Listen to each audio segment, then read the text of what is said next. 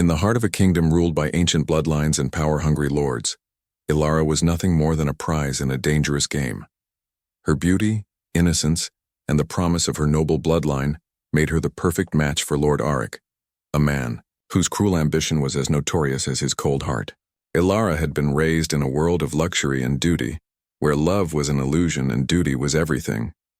Her father, a respected nobleman, had promised her hand to Auric long before she had any say in the matter. Ilara's heart had never belonged to him. It had always belonged to the idea of freedom. Freedom she had never known, freedom that now seemed impossible. On the night before her wedding, as she stood before the mirror in her wedding gown, the weight of her fate pressed down on her. Her eyes, once full of hope, now only reflected fear. Auric had never treated her with kindness. His touch was cold, his words cruel, and the thought of spending her life at his side was more unbearable than any punishment. Ilara had heard the whispers of his darkness, his ruthlessness, his ambition, and his willingness to destroy anyone who stood in his way. She had heard the rumors about his past, about the things he had done to those who defied him. But what could a helpless girl like her do?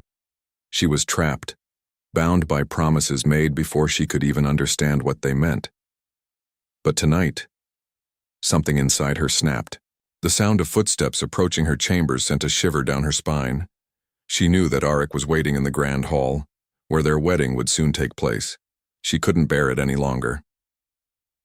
With trembling hands, Ilara opened the window to the moonlit night. The cool air brushed against her skin, but it was the taste of freedom that made her heart race.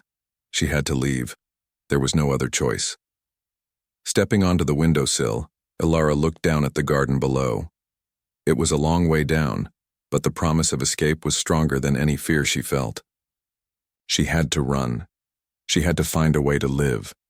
Away from Auric, away from the life that had been forced upon her. Just as she was about to leap, a voice called from the shadows. "Running away, are we?" Ilara froze. The voice was deep, rich with an almost dangerous calm. She turned, her heart leaping into her throat. Standing in the doorway was a man she didn't recognize, but whose presence sent an unsettling shiver down her spine. He was tall, with dark hair that fell messily around his face, and eyes that gleamed with something darker than the night itself. He wore the clothes of a noble, but his manner was far from gentle. There was something in the way he stood, like a predator, waiting. "Who are you?" Ilara demanded, her voice shaking but defiant. "A friend of sorts," the man replied smoothly, stepping closer. "I'm here to help." Ilara eyed him warily, unsure whether to trust him. She had heard of the dark forces that lingered in the kingdom, of Mafia bosses and criminal lords who operated in the shadows, manipulating everyone for their own gain. Was he one of them? "I don't need help," she said, taking a step back. "I need to leave. You don't know what he's like." "Who?" the man asked, feigning curiosity. "Elric," Ilara whispered, almost afraid to speak his name aloud. "Lord Auric." A flicker of recognition crossed the man's face, though his expression remained unreadable. "Ah, the infamous Lord Auric. Well, you're certainly better off without him." His voice was low, but there was a note of amusement in it, as though he found the situation somewhat entertaining. "Do you think you can just leave?" he asked, his gaze never leaving hers. "Do you think the kingdom will let you go that easily?" Ilara's breath caught in her chest. "I don't care," she said fiercely. "I'll find a way." "You're bold," he said, his lips curling slightly, though there was no warmth in the smile, "and foolish." But his tone wasn't mocking. It was understanding, as though he knew exactly what she was feeling. He stepped closer, his gaze fixed on her. "You're running from more than just a man, Ilara," he said quietly, his voice heavy with meaning. "You're running from a life that was never yours to begin with." Ilara's eyes widened. "How do you know my name?" "People talk," he replied cryptically, and for the first time, Ilara noticed the dark tattoos that marked his arms. Symbols she didn't recognize, but that seemed ancient and filled with power. "I don't have time for riddles," Ilara snapped, her resolve growing. I'm leaving, I don't care who you are." Without another word, she jumped. The fall was dizzying, but the shock of landing on the soft grass below took the breath from her lungs. She didn't wait for the pain to register. She ran. For hours, Alara wandered through the night, moving through the dark streets and alleys, far from the castle that had been her prison. She didn't know where she was going. She only knew she couldn't stop. Just as exhaustion began to settle in, she found herself standing at the edge of a darkened alley, staring at a large, imposing building. It was grand in its own right, but there was something about it that felt wrong. The air was thick with tension, and the distant sound of laughter echoed through the walls. Without realizing it, Alara had wandered into the heart of the kingdom's underworld. She was standing before the mansion of Sebastian Moretti, the head of the infamous Mafia that controlled the shadows of the city.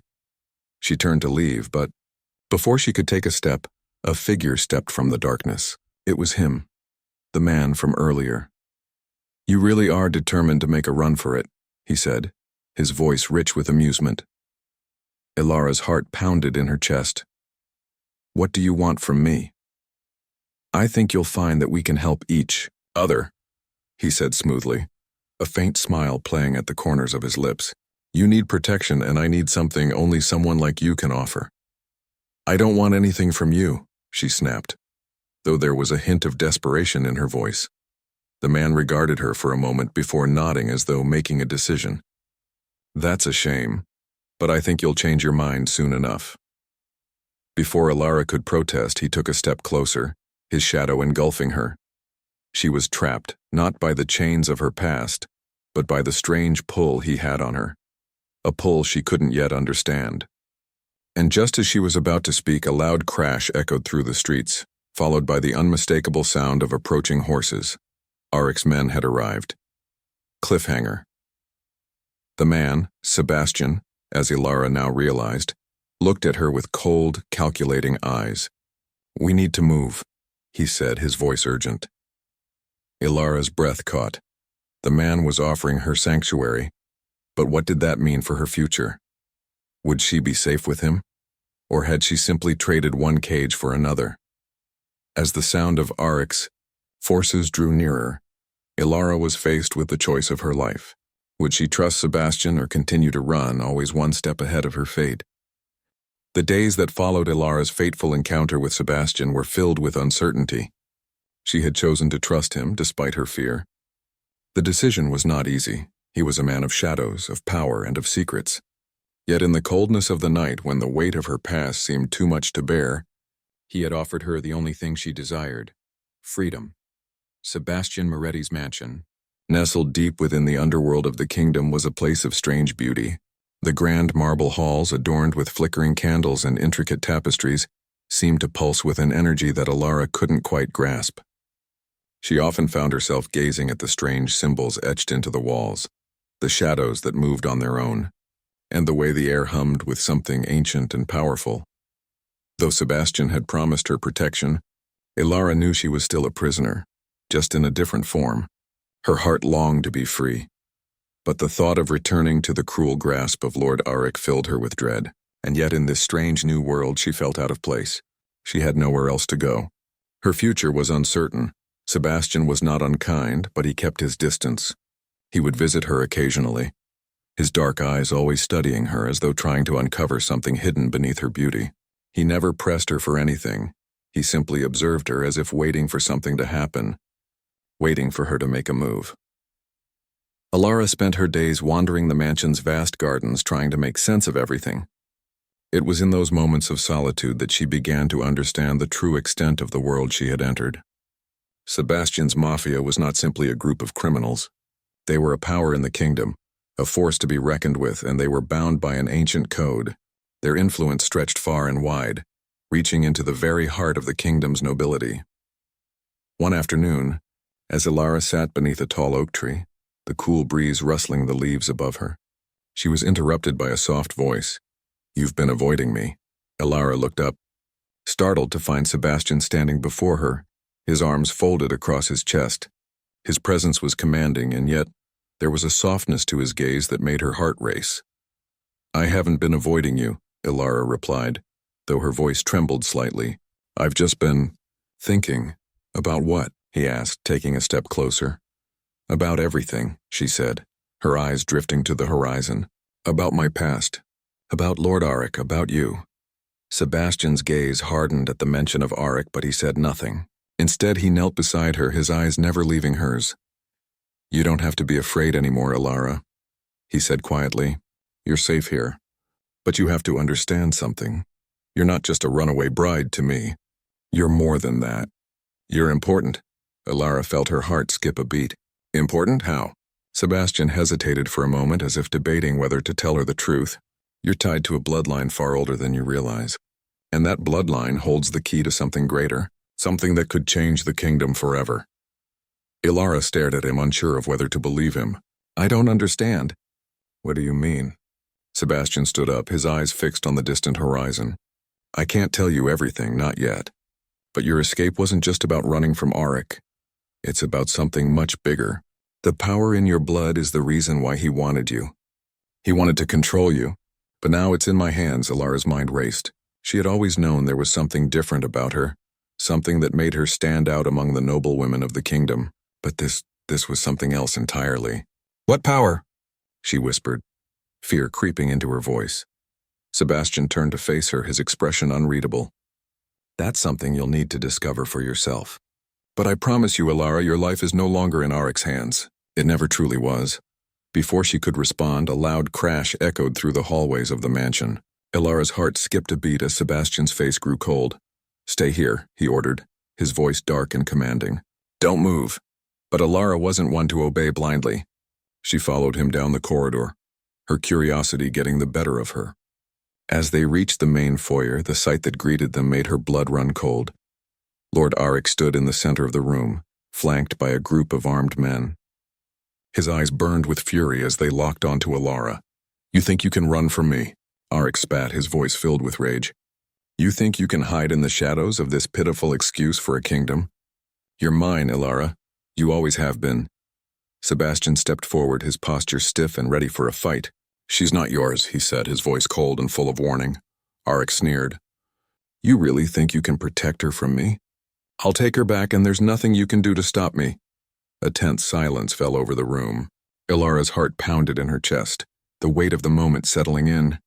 She was caught between two powerful men, each with their own agenda, each determined to claim her for themselves. Sebastian's gaze never left Auric. You don't know who you're dealing with, Auric. You're nothing more than a puppet, a man controlled by his own greed. And now you've crossed the wrong line. Auric's eyes narrowed. We'll see about that, he said, his hand moving to the sword at his side. But before either of them could make a move, a sudden roar of pain echoed through the mansion, followed by a loud crash. The walls seemed to shake and the floor trembled beneath their feet. What was that? Ilara gasped, fear creeping into her voice. Sebastian's eyes widened in alarm. It's not just Auric you need to worry about. Before Ilara could ask what he meant, the door to the mansion was ripped from its hinges. A figure stepped into the room, tall, imposing, and surrounded by a strange, ethereal light. Ilara froze as the figure's eyes locked onto hers. There was something ancient about him, something terrifying. He was not of this world. Sebastian's face went pale, and for the first time Ilara saw fear in his eyes. You, he whispered, his voice trembling with disbelief. The figure smiled, a cruel, knowing smile. It's time, Sebastian, he said, his voice deep and resonant. The time has come for the bloodline to awaken. Cliffhanger. The room fell silent as the figure stepped forward, his eyes never leaving Ilara. She could feel the weight of his gaze like a storm gathering on the horizon. Sebastian stood motionless, his hand reaching for the weapon at his side. But there was no confidence in his movements. Ilara, Sebastian whispered, his voice strained. You have no idea what you're about to face. The figure's smile widened, and Ilara could feel the danger closing in on them. What had she truly gotten herself into? The mysteries of her bloodline, the Mafia, Lord Auric. None of it was as simple as she had believed. And now, as the ancient figure's power surged, Ilara was forced to face a truth she wasn't ready for. Her life had never been her own.